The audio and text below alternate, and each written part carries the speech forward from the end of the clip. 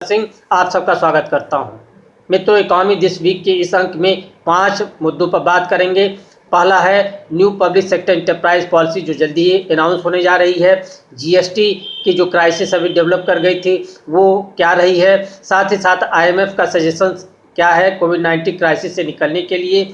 और उसके बाद हम लोग जानना चाहेंगे chief economic adviser Shri K V. Subramanian द्वारा क्रिएटिव डिस्ट्रक्शन की चर्चा की गई है, उसको समझने की कोशिश करेंगे। और अंत में हम लोग जानने की कोशिश करेंगे कि डेवलपमेंट के लिए जो डोमेस्टिक मार्केट पॉलिसी सरकार ने, सेंट्रल गवर्नमेंट ने अभी चला रखी है, उसके बारे में ex chief economic advisor Arvind Subramanian ji के क्या विचार हैं, उसको भी जानने की कोशिश करेंगे।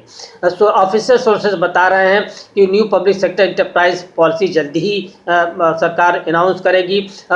आत्मनिर्भर भारत अभियान के संदर्भ में सरकार ने महीने में ही ये कहा था कि स्ट्रेटेजिक सेक्टर्स में ही केवल 4 में ही पब्लिक सेक्टर्स होंगे, जो कि जिसकी संख्या 4 होगी, या कह लें 4 स्ट्रेटेजिक सेक्टर्स में ही पब्लिक सेक्टर होगा और अन्य को सरकार प्राइवेटाइज कर देगी। और इसलिए जो लिस्ट ऑफ स्ट्रेटेजिक सेक्टर जल्दी ही नोटिफाइड होने की संभावना है। दूसरी बात ये आने जा रही है कि आरडीबीआई को के जो रिमेनिंग शेयर्स हैं 46.5% सरकार जल्दी ही बेचना चाहती है। आपको पता है कि जो जनवरी 2019 में एलआईसी ने आईडीबीआई के 51% सरकार से खरीद लिया था और आईडीबीआई के विकास में एलआईसी ने 21,624 करोड़ रुपए लगा रखा है। लेकिन अभी पता चल रहा है कि सरकार आईडीबीआई के साथ साथ ही एलआईसी में भी अपने शेयर्स को बेचना चाहती है। अभी एलआईसी में सरकार के 100% स्टेक है। मित्रों, एलआईसी और आईडीबीआई को बेच करके शेयर्स को बेच करके सरकार 90,000 करोड़ रुपए प्राप्त करना चाहती है। यद्यपि इस साल का लक्ष्य जो डिसइन्वेस्टमेंट का है वो 2,10,000 करोड़ का है। अब हम लोग ये जानना चाहेंगे एक और परिवर्तन की तरफ सूत्रों का कहना है कि जो एडिशनल एक्साइज ड्यूटी है जो पेट्रोल प्रोडक्ट पर सरकार ने इस वर्ष कोविड-19 पेंडेमिक जो हुआ है उससे निकलने के लिए सरकार ने जो लगा रखा है, पेट्रोल पर 10 रुपये और डीजल पर 13 रुपये लगाया था मई महीने में, उसको सरकार हटाने नहीं जा रही है और उससे सरकार ₹1.6 एडिशनल लाख करोड़ जो है एडिशनल रेवेन्यू प्राप्त करने की कोशिश करेगी। अब हम लोग जीएसटी की क्राइसिस पे आने जा रहे हैं। मित्रों, जीएसटी के जब बना तो उस समय सरकार ने कहा था कि 2015-16 को बेस लेते हुए कहा था कि जीएसटी की प्रतिवर्ष अर्निंग 14% से बढ़ा करके आकी जाएगी और केंद्र सरकार राज्य सरकारों को कंपनसेट करेगी यदि जीएसटी की में जो अर्निंग है, जो रेवेन्यू आएगा, यदि कम होता है तो सरकार उसको कंपनसेट करेगी। और 2017 से जीएसटी पूर्णतः लागू हुआ है। लेकिन 2021 में जब ये पेंडेमिक आया है उसके बाद से पता चल रहा है कि जो स्टेट गवर्नमेंट्स को जो कंपनसेशन मिलना चाहिए वो कुछ 3 लाख करोड़ रुपए का हो गया है और उसमें से केवल जो कलेक्शन होगा, जो जीएसटी के थ्रू कलेक्शन हो रहा है, उसकी संभावना 70,000 करोड़ रुपए की ही मात्रा है। इसका अर्थ हुआ कि 2.35 लाख करोड़ रुपए की कमी है या डेफिसिट है और उसको कैसे मीट किया जाए, ये एक समस्या है। ये समस्या आई क्यों? क्योंकि एक तो पहले तो आप जान रहे हैं कि रिसेशन की स्थिति चल रही थी। दूसरा, सरकार ने कॉर्पोरेट टैक्स कंसेशंस बहुत ज़्यादा दे दिए जिसकी आवश्यकता नहीं थी। और तीसरा, पेंडेमिक तो अब सामने दिखाई ही पड़ रहा है। तो इन तीनों का परिणाम ये हुआ कि जीएसटी में कलेक्शंस बहुत कम हो गए हैं। सेंट्रल गवर्नमेंट इस समस्या से निकलने के लिए सेंट्रल गवर्नमेंट ने ये कहा, स्टेट गवर्नमेंट से कहा कि हम अब कंपनसेट नहीं करेंगे। जो फुली कंपनसेशन दिया करती थी सेंट्रल गवर्नमेंट, अब उसको हम कंपनसेट नहीं करेंगे, बल्कि सेंट्रल गवर्नमेंट ने स्टेट गवर्नमेंट को सुझाव दिया था कि स्टेट गवर्नमेंट्स मार्केट से बोरोइंग करके अपनी समस्या का समाधान करें।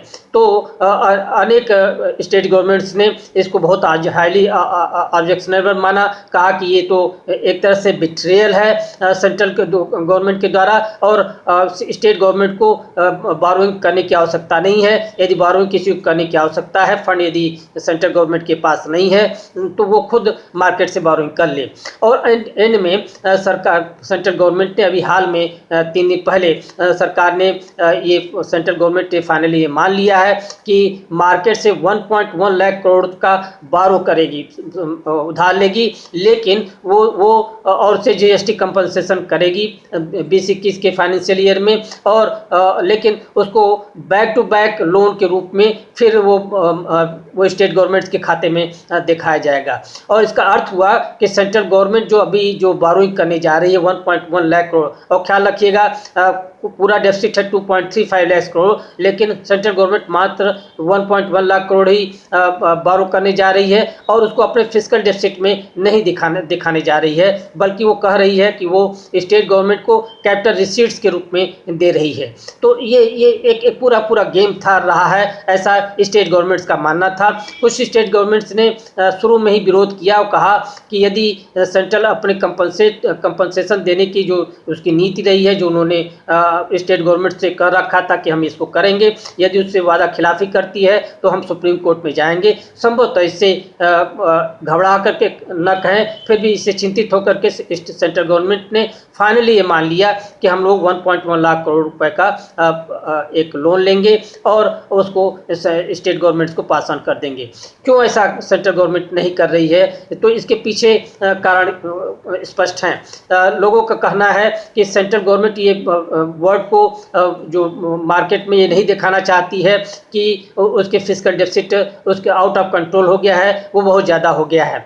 अभी तक सेंट्रल गवर्नमेंट ने 7.66 लाख करोड़ का बोरो किया है मार्केट से, और वो 4% ऑफ फिस्कल डेफिसिट के अंतर्गत आ जाता है। लेकिन अब के बियॉन्ड सेंट्रल गवर्नमेंट नहीं जाना चाहती है, इसीलिए स्टेट गवर्नमेंट से जिन्होंने फिस्कल डेफिसिट को अभी 3% के नीचे ही रखा है, उनको सजेस्ट कर रही थी कि आप लोन ले लीजिए, लेकिन स्टेट गवर्नमेंट का इस पर बहुत विरोध था और एक सेंट्रल स्टेट रिलेशंस खराब होने की पूरी संभावना बन गई थी। लेकिन अंत जो कहते हैं अंत भला तो सब भला, वैसी कुछ स्थिति है, यद्यपि ये स्थिति भी बहुत टेम्परली ही ये क्राइसिस को समाप्त किया गया है।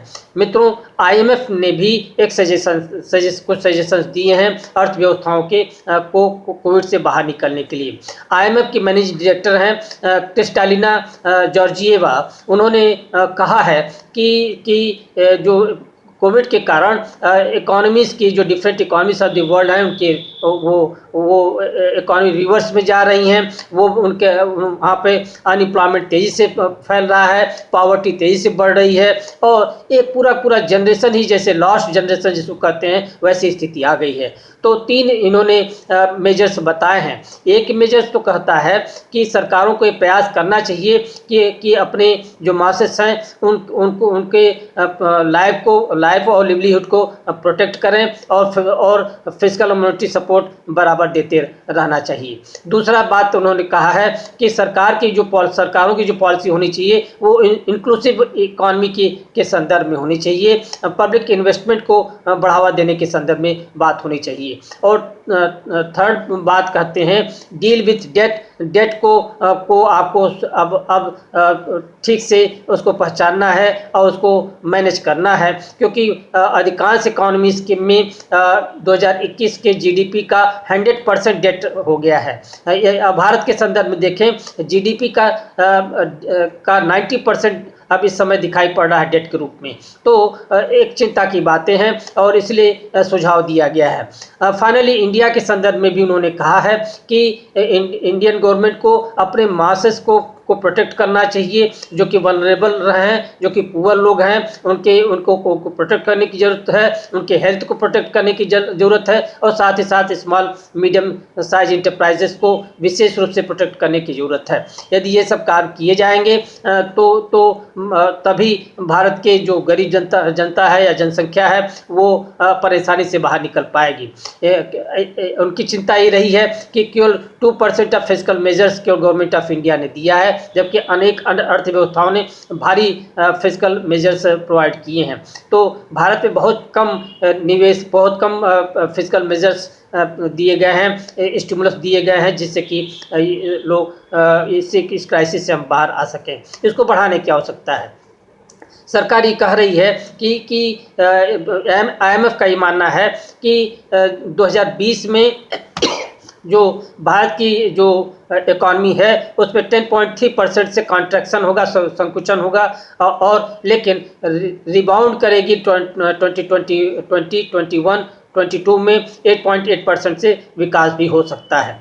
अब हम लोग के वी सुब्रमण्यम जी की बारे में बात करें, जो कि chief economic adviser government of India हैं, और उन्होंने अभी हाल में कहा था कि क्रिएटिव डिस्ट्रक्शन जो है की जो थ्योरी है वो कैपिटलिज्म को स्थापित करने में बहुत मददगार होती है, इसलिए उसका विरोध करने की आवश्यकता नहीं है, कहीं ना कहीं उसको सपोर्ट भी करने की ज़रूरत है। उनका मानना है कि क्रिएटिव डिस्ट्रक्शन का अर्थ होता है कि लॉन्ग स्टैंडिंग प्रैक्टिसेस जो चली आ रही हैं उनको किसी तरह से समाप्त किया जाए और नई प्रैक्टिसेस को इवॉल्व किया जाए, और इसी का नाम आप कहते हैं क्रिएटिव डिस्ट्रक्शन है, और इससे इनोवेशंस को बढ़ावा मिलता है, इससे पूंजीवाद को बढ़ावा मिलता है, और इसलिए इस पॉलिसी पर चलने में किसी तरह का हर्ज नहीं है।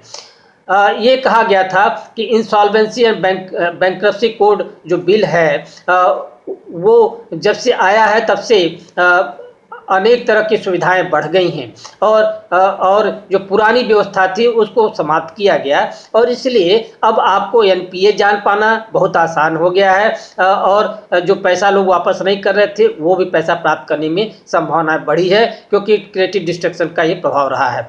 मित्रों, एक जो फॉर्मर फिकी के फॉर्मर प्रेसिडेंट रहे हैं राशिद शाह, उन्होंने एक महत्वपूर्ण बात कही है। उन्होंने कहना है कि NPA के संदर्भ में यदि सरकार प्रॉपर ढंग से बात करे, प्रॉपर ढंग से कदम उठावे, तो अभी भी अनेक NPAs हैं जिनमें कुछ जिनमें इन्वेस्टमेंट सॉल्यूशंस दिए जा सकते हैं, जिससे कि वे पुनः हाई परफॉर्मिंग एसेट्स में जनरेट कर सकते हैं। तो ये एक दो महत्वपूर्ण बिंदु रहे हैं। अब हम लोग आखिरी में बात करने जा रहे हैं श्री अरविंद सुब्रमण्यम जी, जो ex chief economic adviser government of India थे, और श्री सौमित्रो चटर्जी जी, जिन्होंने एक जॉइंटली एक आर्टिकल लिखी जिसका नाम है the delusion of size is making policy makers set their sights on the domestic market when it should be on the world market. तो जो ये बात कही उन्होंने, ये लोगों ने जॉइंटली कही है, उसका अर्थ क्या है? उनका ये अर्थ ये है कि भारत की जो सरकार है वो अपने GDP के संदर्भ में ज़्यादा ही उसके विचार डेल्यूजन के भीतर हैं, जो उसको ज़्यादा अपनी आंक रही है, जो कि स्थिति ठीक नहीं है, और उसके कारण डोमेस्टिक मार्केट की पॉलिसी पर सरकार चलने लग गई है।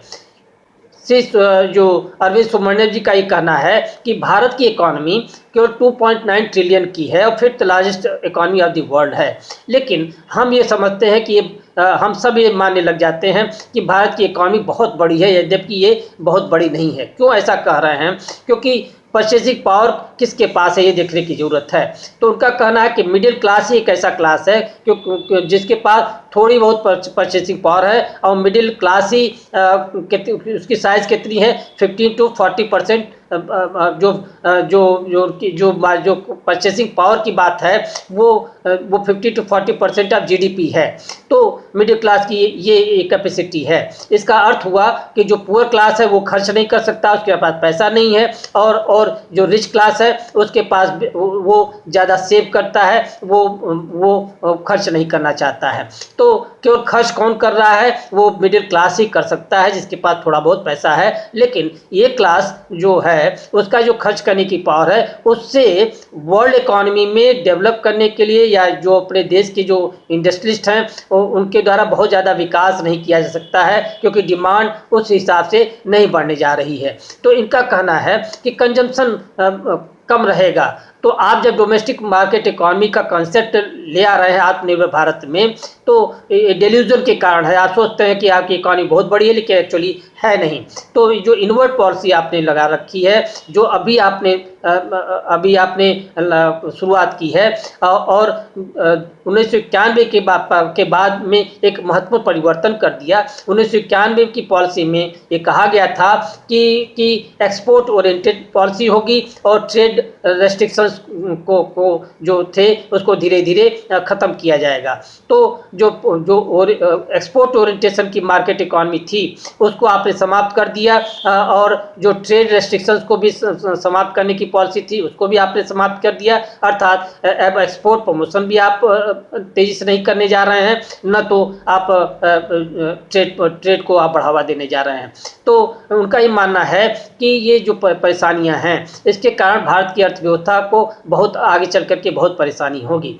क्यों ऐसा कह रहे हैं? क्योंकि इसका अर्थ हुआ कि उनका मानना हुआ कि एक्सपोर्ट प्रमोशन की जो पॉलिसी थी 1991 के पश्चात आई, उसके पूर्व इंपोर्ट सब्स्टिट्यूशन की पॉलिसी चल रही थी, तो उसको इन्होंने क्रिटिसाइज़ किया। लेकिन जो अरविंद सुब्रमण्यम जी की इस बात का विरोध श्री राजीव कुमार जी ने किया है, जो कि नीति आयोग के में है, और उन्होंने कहा कि ये तो इस पॉलिसी की जो शुरुआत है, जो नई पॉलिसी सरकार की आई है, उसकी शुरुआत तो श्री अरविंद सुब्रमण्यम जी के कार्यकाल में ही हो गई थी।